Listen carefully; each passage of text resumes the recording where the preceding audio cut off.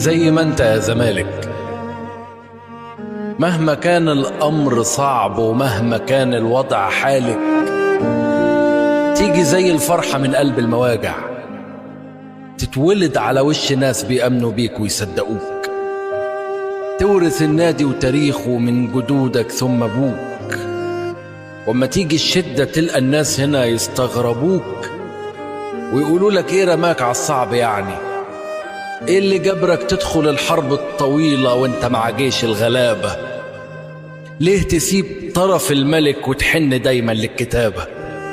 كانوا دايما يشطبوا على أغنياتك، يسخروا من أمنياتك، ويسيبوك واقف لوحدك وسط غابة من المهالك.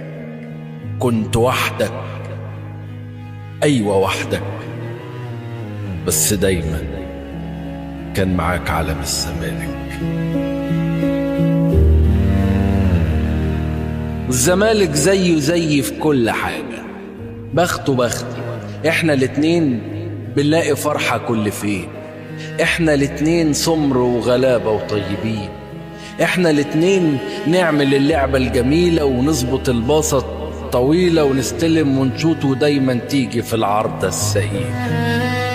واحنا الاتنين فينا خلطة بين ذكاء فطري وسذاجة. الزمالك زيه زي في كل حاجة، كنت كل ما شد حيلي واشوف طريقي اجري لما يجف ريقي، ولما يبقى ما بين وصولي والهدف مترين 3 يتحسب عمري تسلل والقى نفسي حسن شحاتة.